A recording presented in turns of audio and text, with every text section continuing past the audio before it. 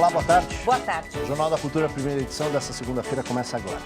O Procurador-Geral da República, Rodrigo Janot, deve encaminhar hoje ao Supremo Tribunal Federal lista com 80 pedidos de abertura de inquérito. Na mira, ministros, senadores e deputados. Uma má formação nos bebês que compromete a amamentação e o desenvolvimento da fala deve ser diagnosticada no nascimento. A cirurgia pode ser evitada com a ajuda de um fonoaudiólogo. Instituto de Pesos e Medidas faz operação contra a fraude em balanças nos aeroportos. Amanhã começa a valer a cobrança de bagagem para quem viaja de avião no Brasil. Promessa de preços mais baixos para o consumidor não sai do papel. Fundação Abrinq de Proteção à Criança lança campanha para conseguir voluntários e manter o atendimento a mais de 15 mil crianças.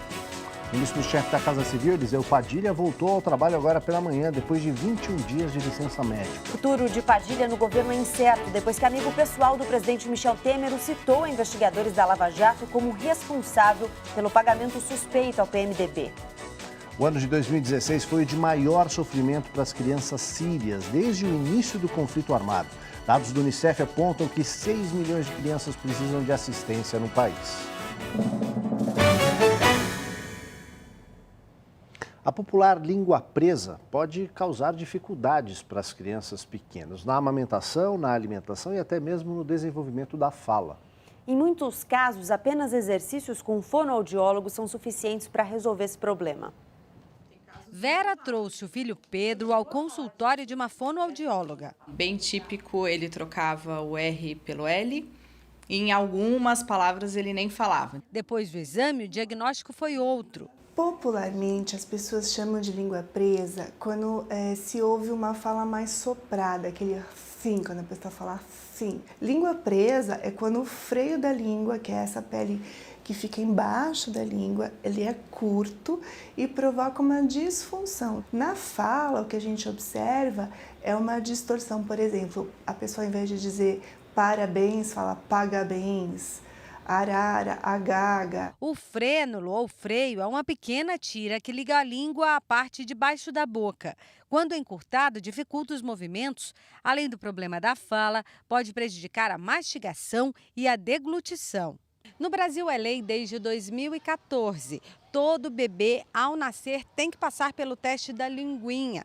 Caso o fonoaudiólogo perceba que o frênulo da língua é curto, o pediatra examina e, se necessário, já realiza o procedimento cirúrgico. Com anestesia local, o médico corta a membrana. Em alguns casos, exercícios já solucionam o problema. Pedro, que o diga. Fala pra mim, areia. Areia. A gente dá uma dica importante para quem precisa de emprego. Oficinas gratuitas para quem procura uma vaga de trabalho. Quem oferece é o Centro de Apoio ao Trabalho em São Paulo. O repórter Maria Manso tem mais informações para a gente. Boa tarde, Maria. Boa tarde. As oficinas acontecem todas as quartas-feiras nas 11 unidades do CAT. Na próxima quarta-feira, depois de amanhã, o tema é currículo e entrevistas. Roseli, o que a pessoa precisa para participar dessas oficinas? Ter no mínimo 16 anos, a idade máxima não é exigida, carteira de trabalho, RG, CPF e o número do PIS. As próximas entrevistas serão os temas de orientação para o mercado de trabalho e orientação previdenciária. As oficinas começam às 9 da manhã. Que horas a pessoa precisa chegar? Chegando por volta das 8h30, dá tempo dela chegar, ser encaminhada para as salas e fazer a oficina. Começa às 9 e termina às 10. Vale a pena, né? Muito, vale a pena. A pessoa aprende bastante sobre essas oficinas. É muito importante que o cidadão venha. Ok, muito obrigada, Roseli. Aldo? Obrigado, Maria. Olha, a partir de amanhã, as companhias aéreas começam a cobrar pelas bagagens despachadas. O Instituto de Pesos e Medidas do Estado de São Paulo está em operação especial nos aeroportos justamente para fiscalizar as balanças e evitar que os passageiros paguem mais do que deveriam pelas bagagens. A gente conversa agora com a repórter Laís Duarte, que tem os detalhes dessa operação. Boa tarde, Laís. Boa tarde, Aldo. Boa tarde para todo mundo. Aqui no estado de São Paulo, os fiscais visitam ao mesmo tempo 8 aeroportos. A gente fala ao vivo do aeroporto de Congonhas e eles estão passando de balança em balança para averiguar se elas estão funcionando corretamente e não ferindo o direito do consumidor. Eu vou conversar agora com João Carlos Barbosa de Lima, diretor técnico do IPEM. Boa tarde. Até agora já foi constatada alguma irregularidade em um dos aeroportos? Sim. Nós já encontramos irregularidade nos aeroportos de São José do Rio Preto, de Presidente Prudente. E aqui em São Paulo nós estamos no meio do caminho ainda, estamos fazendo as verificações. O que acontece quando uma irregularidade é constatada? É emitido um auto de infração para a empresa responsável pela manutenção dos equipamentos e que depois vai responsabilizar-se por um processo administrativo. Além de que essa balança fica interditada. A multa?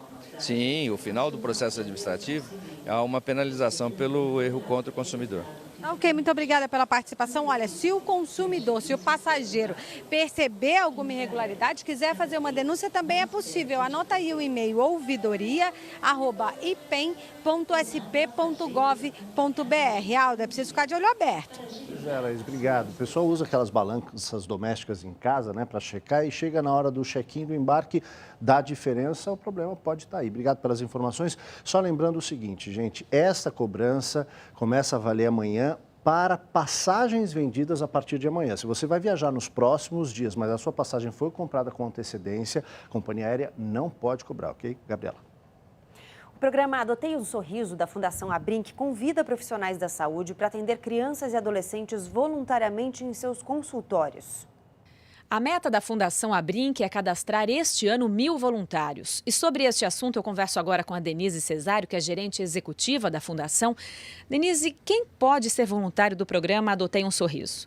Bom, podem ser voluntários os profissionais da área de saúde. Então, profissionais liberais, como dentistas, fonoaudiólogos, médicos pediatras, nutricionistas, oftalmologistas e psicólogos. Quantas crianças devem ser beneficiadas com o programa? Bom, nós esperamos beneficiar um pouco mais de 15.000 crianças e adolescentes com a entrada dos novos profissionais liberais voluntários. Como ser um voluntário?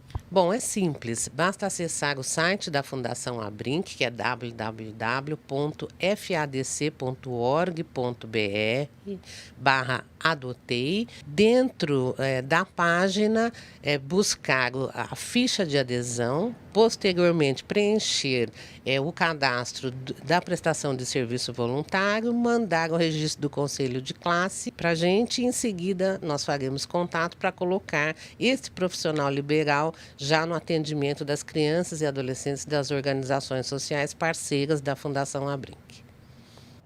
Essa é a Semana Mundial do Glaucoma, uma doença sem cura e silenciosa que está presente na vida de 60 milhões de pessoas no mundo, mas que, se diagnosticada e acompanhada ano a ano, pode ser controlada.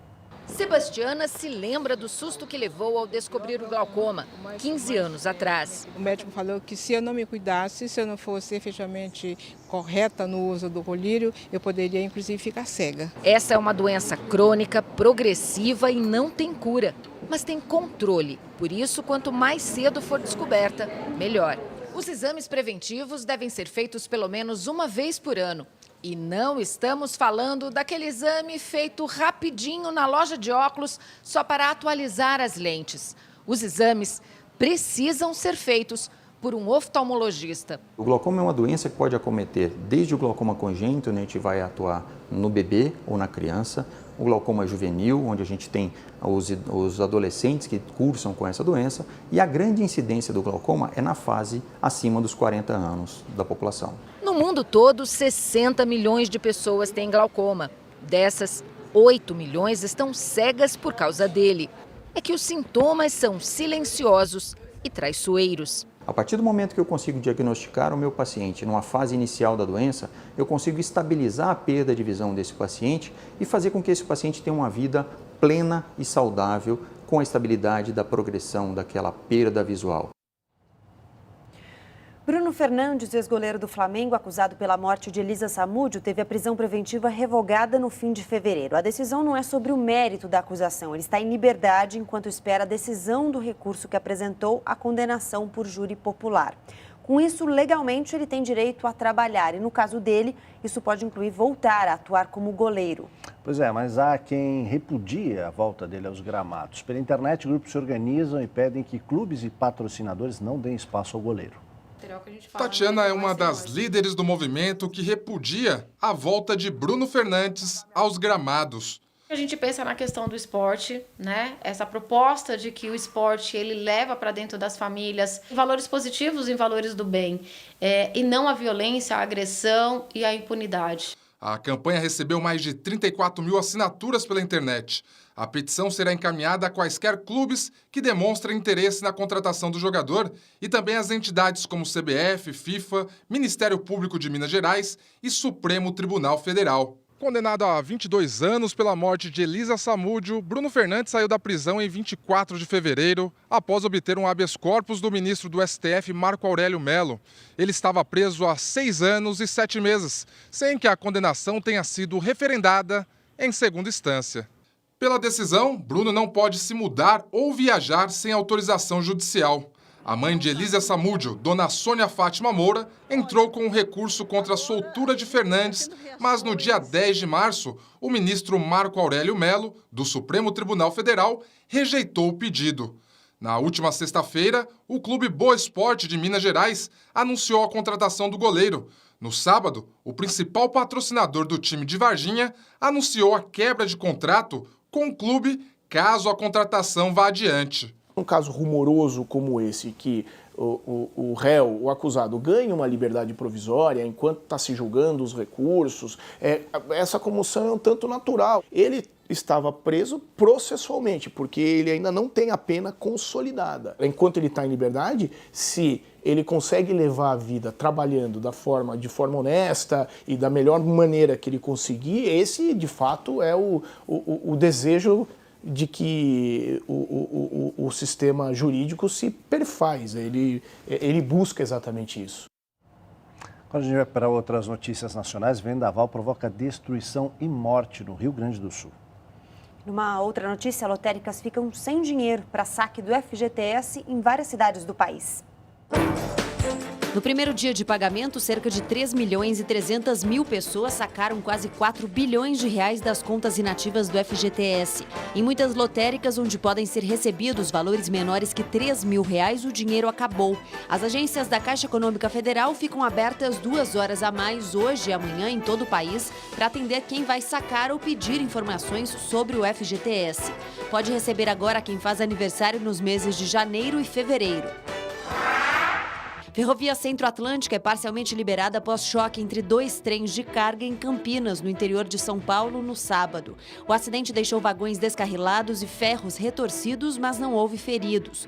Uma das composições transportava soja e a outra estava vazia. Em Itapevi, na Grande São Paulo, outro trem de carga carregado com brita descarrilou hoje de manhã e prejudicou a circulação dos trens da linha 8 da CPTM.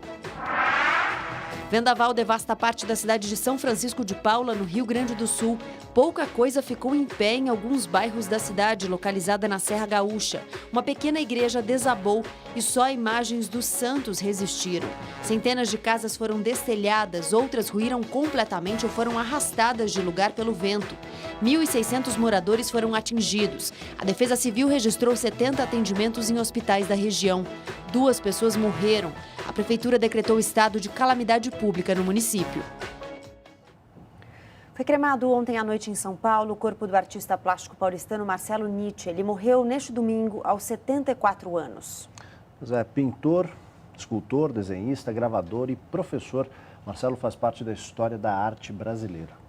Foram várias e múltiplas as facetas de Marcelo Nietzsche, um artista completo, autor de obras que ocupam museus e espaços públicos, como Garatuja e Pincelada Tridimensional, ambas em São Paulo, e se tornou o mais pop dos artistas brasileiros. Foi também um homem comprometido com o seu tempo. E de ter sido, sobretudo, o grande artista visual do movimento das diretas já. Deixa um legado que é a marca da pincelada dele. Aquilo lá era a cabeça do Marcelo. Era a questão do gesto e daquela grafia que, de uma certa forma, ele repetia como se fosse um líbelo de liberdade de expressão. Marcelo morreu ontem em São Paulo aos 74 anos de insuficiência cardíaca e respiratória.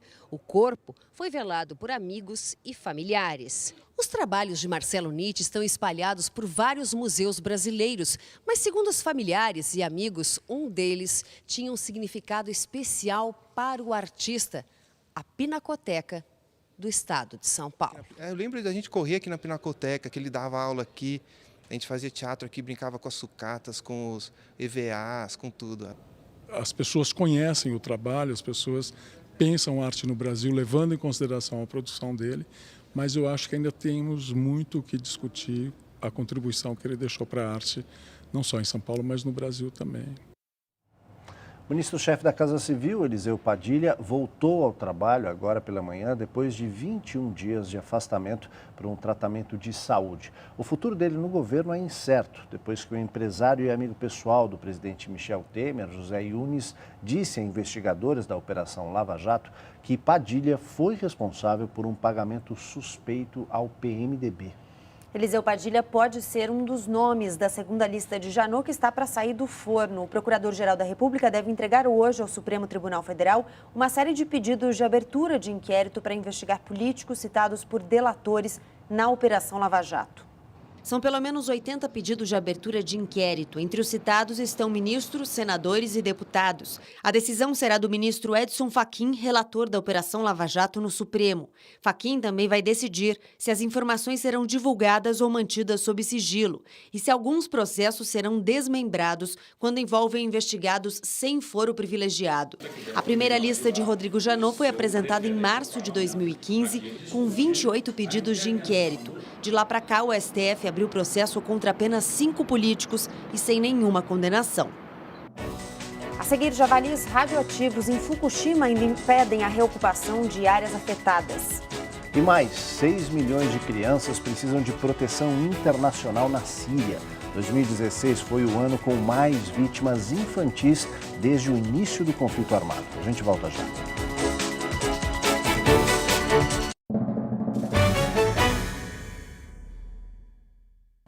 Estamos de volta com as notícias internacionais. Depois de rusgas com a Alemanha, a Turquia eleva o tom e crise diplomática atinge relações entre Ankara e a Holanda. Ontem foi o ponto alto dessa crise. O presidente turco chamou a Holanda de República de Bananas, comparou o governo holandês aos nazistas e pediu que o país sofra sanções internacionais. A crise começou depois que a Holanda impediu 2 ministros turcos de fazerem campanha no país. Eles fariam comícios junto aos 400 mil turcos que vivem na Holanda a favor de um referendo presidencial que será realizado na Turquia no dia 16 de abril. A consulta popular vai decidir se o presidente Recep Tayyip Erdogan poderá ter uma espécie de superpresidência, com acúmulo de cargos e concentração de poderes. Boa parte da população turca que vive na Europa poderá votar. Governos europeus que consideram a tentativa de Erdogan antidemocrática apoiaram a decisão holandesa. A Alemanha, que abriga 1,5 milhão de turcos, também já havia proibido os comícios. O ano de 2016 foi o de maior sofrimento para as crianças sírias desde o início da guerra no país. Número recorde de violações de direitos humanos e de mortes levou ao cenário, segundo o relatório do Unicef, o Fundo da ONU para a Infância. No ano passado, 652 crianças sírias foram mortas e pelo menos 850 foram recrutadas como combatentes. O documento aponta também que 6 milhões de crianças precisam de assistência no país. Javalis radioativos impedem parte da população de Fukushima de voltar às suas casas. O governo do Japão liberou o retorno de moradores à cidade contaminada pela radiação em 2011, depois do vazamento de uma usina nuclear danificada por um tsunami. Naquele ano, a população foi evacuada às pressas e os javalis tomaram conta da cidade vazia. Considerado uma praga, ele gera preocupação. As autoridades tentam levantar o número de animais na área. 13 mil foram abatidos até agora. A carne de javali é considerada uma iguaria na região, mas esses apresentam concentração de césio-137, elemento radioativo, 300 vezes maior do que é considerado seguro. Hora do esporte. Boa tarde, Cadu. Bem-vindo. Tudo bem, Gabi? Tudo bem? Legal, tranquilo. Tá Salve, feliz da vida. Salve, tranquilo, Aldo? Muito bem, tá feliz da vida? Ó, sorrisão no rosto de Gabriela Maier. Daqui a pouquinho a gente vai falar porque teve clássico, Choque Rei. Daqui a pouquinho os gols. A gente separou primeiro, agora na hora do esporte, 2 momentos curiosos que aconteceram no esporte lá fora. Vamos ver. Na maratona de Barcelona, o queniano Jonah Kipkemoi viveu um dos grandes momentos da sua carreira. Contratado para ser o Coelho, que é o atleta chamado pela organização para marcar e forçar o ritmo da prova, ele acabou vencendo a competição em 2 horas, 8 minutos e 57 segundos. O detalhe é que o africano é atleta paralímpico. Ele esteve em Londres em 2012. Quando era mais novo, Jonah sofreu queimaduras que afetaram seu braço direito e seu rosto. O contrato dizia que ele deveria chegar pelo menos até o quilômetro 35 e receberia 3 mil euros como pagamento. Como venceu a prova em menos de 2 horas e 9 minutos, ainda embolsou mais 10 mil euros. Da corrida para as bikes, a organização da Cape Town Cycle Tour, na África do Sul, se viu obrigada a cancelar o evento que acontece todo ano devido às fortes rajadas de vento, que chegaram a mais de 100 km por hora. As imagens mostram que a força do vento é tanta que atira os ciclistas para fora das bikes e até mesmo para fora do percurso.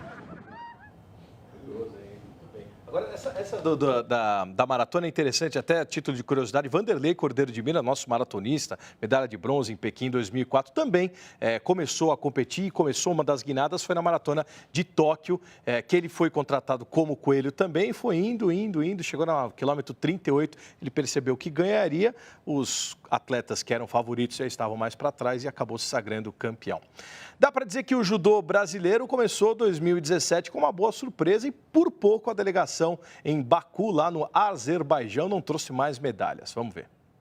Foram 3 brigas pelo bronze, com a campeã olímpica Sara Menezes, agora lutando na categoria até 52 quilos. Na semifinal, contra a romena Alexandra Larisa Florian, Sara teve 3 punições. Na disputa do bronze, acabou sendo derrotada logo no comecinho por Anja Stangar, da Eslovênia. Erik Takabataki, na disputa do bronze contra Orkan Safarov, do Azerbaijão, foi imobilizado até o Ippon.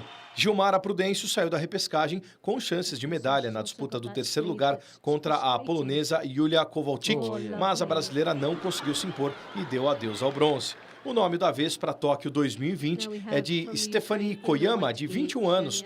Nas quartas de final, passou por Marina Cherniak, da Ucrânia. Na sequência, levou a melhor sobre Tassiana Lima, de Guiné-Bissau. E na final, por 2 vazares, venceu a sérvia Milica Nikolic e subiu no lugar mais alto do pódio na sua primeira grande conquista internacional.